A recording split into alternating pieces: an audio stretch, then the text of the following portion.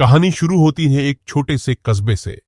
वहां रहने आया एक लड़का जिसका नाम था आरव। आरव शहर से आया था, सपनों से भरा और जेब में सिर्फ जरूरत भर पैसे। उसे रहने के लिए एक कमरा चाहिए था। आरव दिन भर मकान ढूंढता रहा। लोग मिलते, जगह दिखाते, लेकिन या तो किराया बहुत ज्यादा होता या जगह बिल्कुल रहने लायक नहीं होती। शाम होने को आई थी जब वह कस्बे के एक पुराने हिस्से में पहुंचा। तंग गलियां, ऊंचे ऊंचे मकान और खामोश माहौल। यहां हर घर अपनी उम्र बता रहा था। इन्हीं मकानों में एक बड़ा सा जर्जर मकान खड़ा था। लकड़ी का पुराना दरवाजा, ऊपर टूटी फूटी खिड़कियां और दीवार पर चिपकी हुई सीलन। दरवाजे पर एक बुजुर्ग खड़े थे, झुके हुए कंधे, लेकिन आंखों में एक अजीब चमक। उन्होंने मुस्कुराते हुए कहा, कमरा चाहिए? मेरे पास है, सस्ता भी, अच्छा भी। आरव के चेहरे पर उम्मीद की झलक आई। किराया? उसने पूछा। बुजुर्ग ने बहुत मामूली रकम बताई। आरव चौंका। इतना कम किराया? दिल में हल्की सी शंका आई, लेकिन हालात ऐसे थे कि वह मना नहीं कर सकता था। बुजुर्ग उसे कमरे तक ले गए। लकड़ी की चरमराती सीढ़ियों से गुजरकर वे ऊपर पहुंचे। कमरा बड़ा था। खिड़की से हल्की रोशनी आ रही थी।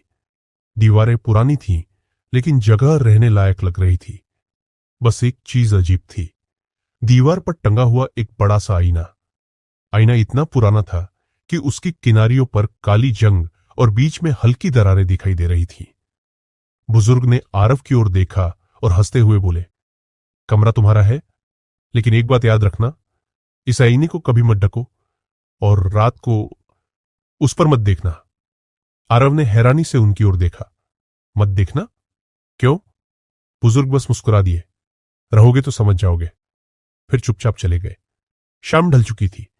आरव ने अपना छोटा सा बैग कोने में रखा और बिस्तर पर बैठ गया। कमरे की खामोशी उसे थोड़ी अजीब लगी। बाहर से बीच बीच में कुत्तों के भौंकने की आवाज आती थी। वह मोबाइल में स्क्रॉल करने लगा। कभी हंसता, कभी वीडियो बदलता। की ओर उसका ध्यान गया।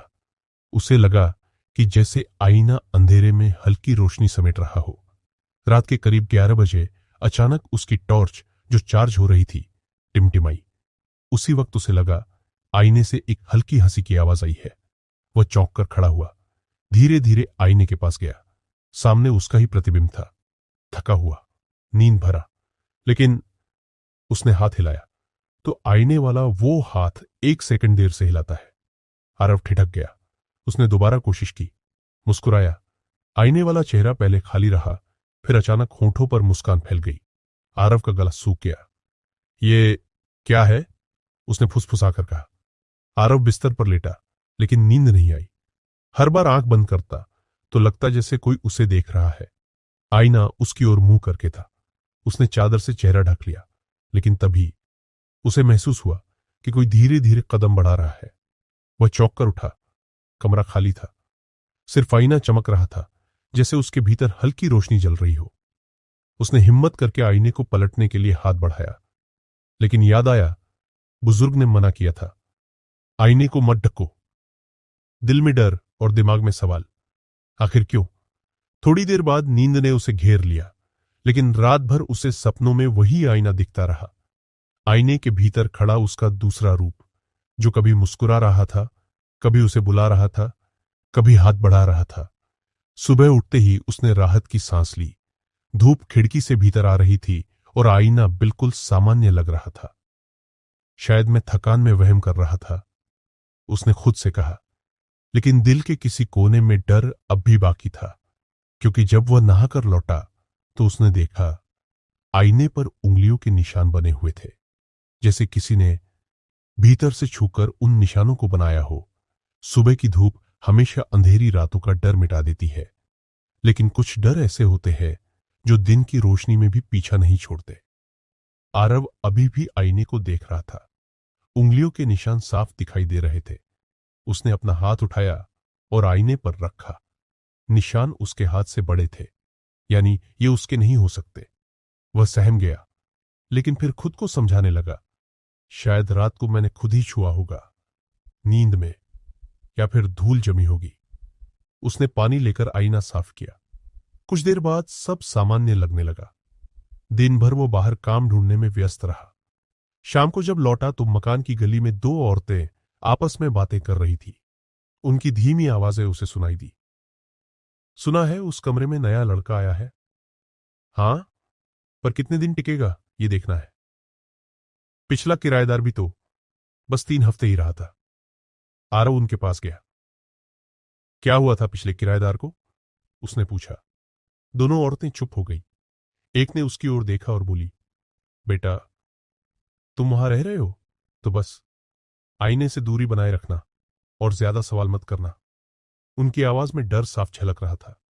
आरव का बेचैन मन और उलझ गया। उस रात हवा तेज थी, खिड़कियां बार बार चरमरा रही थी। आरव ने सोचा जल्दी सो जाए, लेकिन जैसे ही वह लेटा उसे फिर वही आवाज सुनाई दी, हल्की हंसी। उसने हिम्मत जुटाई और आईने की ओर देखा। आईना बिल्कुल साफ था, लेकिन तभी उसने देखा कि उसका प्रतिबिंब खड़ा है, जबकि वह खुद बिस्तर पर बैठा था। प्रतिबिंब ने धीरे धीरे हाथ उठाया और कांच पर मारा। थक थक आवाज पूरे कमरे में गूंज उठी। आरव का पसीना छूट गया। उसने आंखें कसकर बंद कर ली और चादर ओढ़ ली, लेकिन आवाजें आती रहीं, जैसे कोई बार बार अंदर से बाहर निकलना चाहता हो। आवाज अचानक बंद हुई। कुछ मिनटों की खामोशी छा गई। आरव ने धीरे से आंखें खोली। आईना अब शांत था, लेकिन उसके बीचों बीच एक नई दरार उभर आई थी। सुबह जब उसने आईने को देखा तो दरार वैसी की वैसी थी। लग रहा था जैसे किसी ने नाखून से खींची हो। आरव परेशान होकर नीचे गया और मकान मालिक से बोला, यह आईना बहुत पुराना है, डरावना लगता है। क्या मैं इसे निकाल दूं या ढक? बुजुर्ग ने गंभीर नजरों से उसकी ओर देखा। मैंने कहा था ना, आईने को मत छेड़ना। अगर छेड़ोगे तो जो भीतर है बाहर आ जाएगा। आरव सन्न रह गया। भीतर? आपका मतलब क्या है? बुजुर्ग ने बस इतना कहा, ज्यादा जानना अच्छा नहीं है, और वह उठकर अंदर चले गए। आरव पूरे दिन बेचैन रहा। शाम तक उसने तय किया कि वह अब डर के आगे नहीं झुकेगा। भूत प्रेत जैसी चीजें नहीं होती। रात को वह आईने के सामने बैठ गया। उसने मोबाइल कैमरा आईने की ओर कर दिया और रिकॉर्डिंग चालू की। देखते हैं क्या होता है। शुरू के 5 मिनट तक सब सामान्य रहा। वह कैमरे में खुद को देखता रहा, लेकिन छठे मिनट में रिकॉर्डिंग में दिखा कि उसके पीछे कोई परछाई खड़ी है। लंबे बाल, झुका चेहरा। आरव ने पीछे मुड़कर देखा। कमरा खाली था, लेकिन रिकॉर्डिंग में परछाई वहीं थी। अचानक मोबाइल बंद हो गया और उसी वक्त आईने से एक फुसफुसाहट गूंजी। जा। आरव ने मोबाइल फेंक दिया और दरवाजे की ओर भागा, लेकिन दरवाजा अंदर से बंद हो चुका था। जितना भी उसने जोर लगाया, दरवाजा नहीं खुला। आईने से दरार की आवाजें आने लगी, जैसे कांच खुद ब खुद टूट रहा हो। आरव कांपते हुए दीवार से चिपक गया। दरारें फैलती चली गई और प्रतिबिंब धीरे धीरे मुस्कुराने लगा। अब वह उसकी तरह नहीं दिख रहा था। उसकी आंखें बिल्कुल काली थीं। आरव की सांसें तेज हो गईं। उसने चीखने की कोशिश की, लेकिन गला सूख चुका था। फिर सब अचानक शांत हो गया।